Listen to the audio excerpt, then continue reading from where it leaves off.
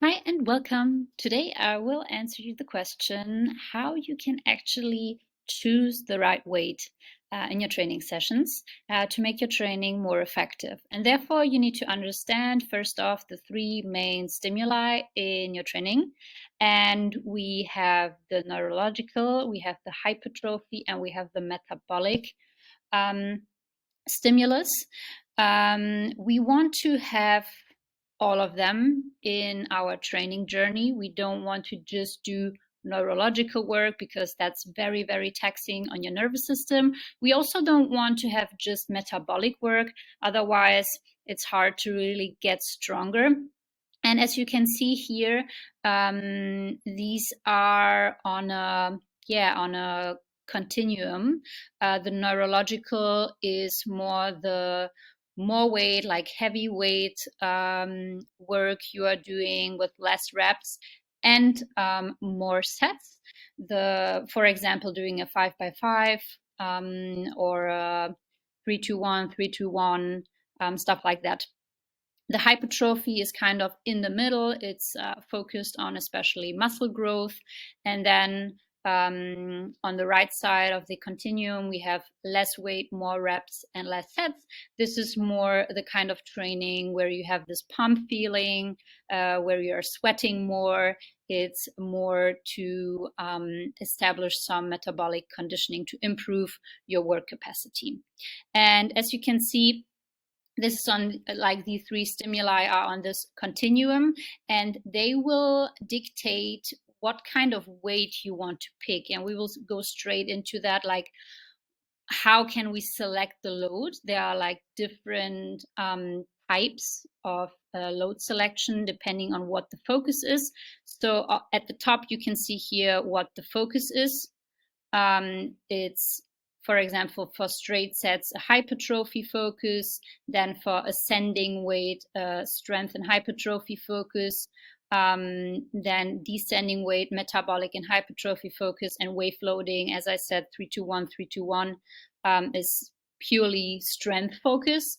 And yeah, as you can see, it's not always like one stimuli. We also have some that are going well together, like the strength and hypertrophy or metabolic and hypertrophy. And most of the time, you will train in the hypertrophy arena to build muscles, because growing muscle is crucial to get stronger. And then you can see for the straight sets, it means that the weight stays the same from set to set. That means if you're doing a 5x5 here, your coach or the training program should tell you if you should do straight sets. That should be clear from the training program. That means for the 5 sets, you're always using the same load. Then we have ascending weight, which is the weight goes up from set to set. Again, either you should see it because this is the rep scheme, like 7-7, 5-5, 3-3. If you're seeing that, or a 10, 12, 10, 8, 6, if you see that in your training program, you should immediately know that you need to increase the weight when the number of reps are going down. So if you're seeing that and you're just using the same weight, you haven't really trained, because you missed the point of ascending the weight and having this hypertrophy and strength focus. And as you can see here at the bottom, there's again a 5x5, so it doesn't have to be like a pyramid style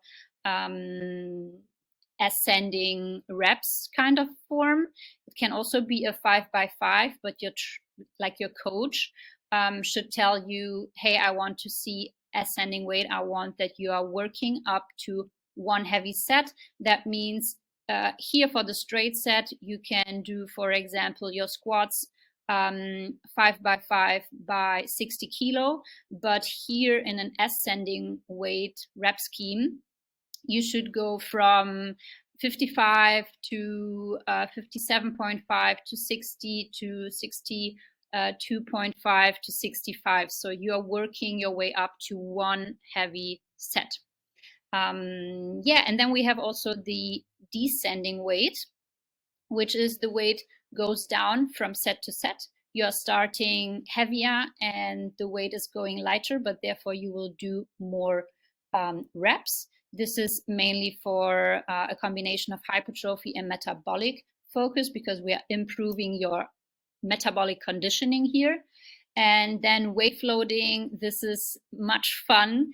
I personally love it because you can really see how strong you have become throughout your training journey, doing some wave loadings like 161616 or 753 753 means you are doing 753. This is like one wave, and you are you are increasing the weight when the reps are going down, same as the ascending weight here. But then you're doing a second wave where you're in general increase the weight even more, and you can do multiple waves, not only like 2, you can also do 3 waves where the weight is always going a bit higher.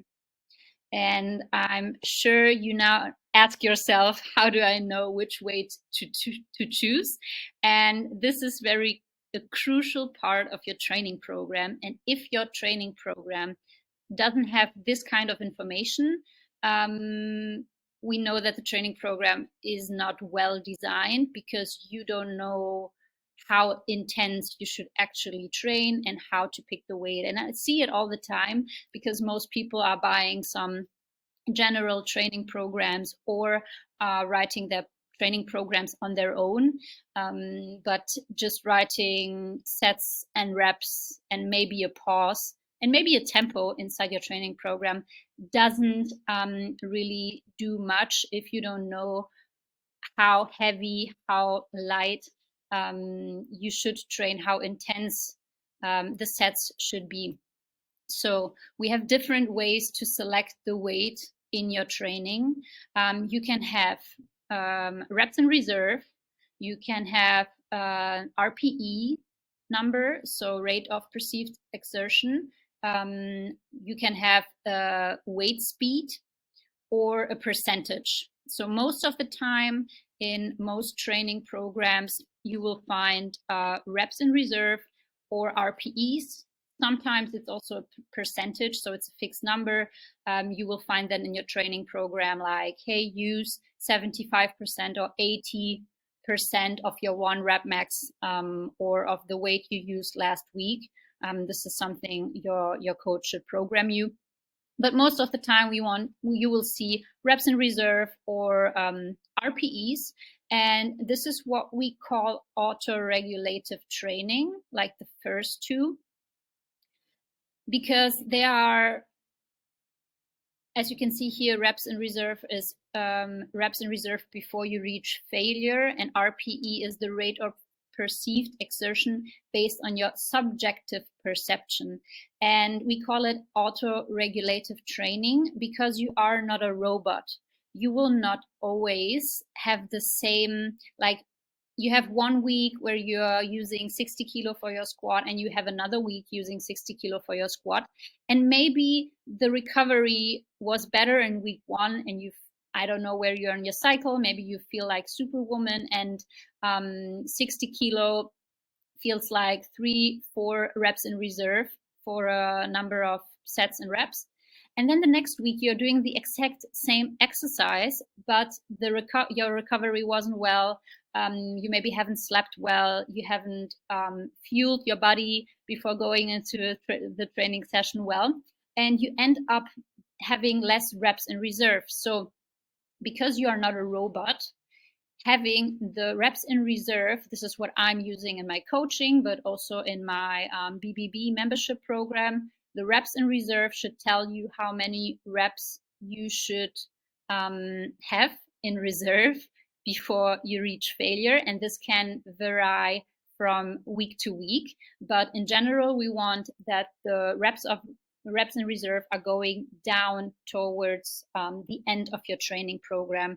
That means you will start your back squats maybe with 4 reps in reserve in week 1, and then at the end of your training program in week 4, you will have 0 to 1 reps in reserve. This is what we want to achieve. And now you can see here some examples. This is how I write it down. We had like, I wanted that this person hits in the last set 1 rep in reserve. And it was a 45-degree hip extension, 4 sets, 12 reps with a given tempo. She was doing 12 reps with 15 kilos, and she felt like, okay, I have a lot reps in reserve, 5. So she continued with the same weight because she knew as she fatigues throughout the sets, she will hit like 1 rep in reserve at the end of the last set. And then the next week, she was choosing a higher weight. So she was putting 1 kilo to the bar or barbell as set bar. And then she saw she has still like 5+ reps in reserve, which was really a lot. So she increased even more the weight. You see here she started with 15. Here she has like 1 week after 18 kilo. And she was still able to hit the 12 reps. And at the end, she was pushing herself because she felt like, I have a bit too much reps in reserve. I should hit like 1 rep in reserve in the last set, but it feels like I'm much further away from that number than I should be. So I will use the same weight. I will stick with the weight, but I will see how much reps I really can get out to be close to 1 rep in reserve at the end. And now you can see here, which is very interesting and gives you a better understanding of how to choose the weight. You can see that in the 4th set, she was using 18 kilos for 16 reps. So she is 4 reps above the targeted number of reps she should use. So the goal was to hit 12 reps with 1 rep in reserve, and she was doing 16 reps with 0 to 1 rep in reserve. And what you can see here is that the weight was still too light. And also in comparison to the week before, to week 1, she did 15 kilos for 14 reps, and she thought that she has like 1 rep in reserve, whereas she clearly had more than that in reserve. But yeah, you can see here what is important to understand is that as you get more experience in your training, and if you're filming your training, you will see objectively, if you are training really close to failure or not. And what she needs to do now is to increase the weight even more. She was 4 reps above the targeted number of reps, so she did 16 instead of 12. That means for her, I would suggest her to start the next training with 20 kilos, and I think she can do even like 22, to be honest, because most of the time we underestimate what we are able to get out of our training sessions. And the next example is standing lateral raises, 3 sets, 15 reps, and the last set should be 0 reps in reserve. That means 0 reps is really you can't move your arms up anymore. And the problem was that in the last set, she didn't hit 0 reps in reserve. So she had, again, some reps in reserve. It was 2 in that case with a 5 kilo dumbbell. And when she was using a higher dumbbell, like 6 kilo dumbbell for her lateral raises, she was only able to achieve 12 reps. So she was not getting to the prescribed reps for this exercise. And her question was, should I do more reps or should I increase the weight? Which way should I go? And this really depends on the exercise. This is what I'm always recommending. So if you are training smaller muscle groups, I will always go for more reps. So if you are doing standing lateral raises, I would recommend her to use the 5 kilo and just train until you hit failure, because this is the goal, to hit failure in the last set, not being able to move the arms anymore. So I would use the 5 kilo, and even if she's doing 20 reps in the end or 22, I don't care, but I want her to hit failure and not stop at 15. But for bigger muscle groups, like when you're doing squats, hip thrusts, deadlifts, bench press, stuff like that, I would prefer you to add more load, even though you maybe do less reps than prescribed in the training program. For example, if you're doing a 5x8 and maybe in the last set you are only able to do 6 or 7 reps, that would be okay for me if you are hitting failure, and if you were able to increase the weight. So what you need to understand, just to sum it up, is you need to pick the right weight. Therefore, your training program needs to have an intensity prescription, either percentage, straight load, RPEs or reps in reserve. You need to have that. If you don't have that, you are missing really out on training effectively.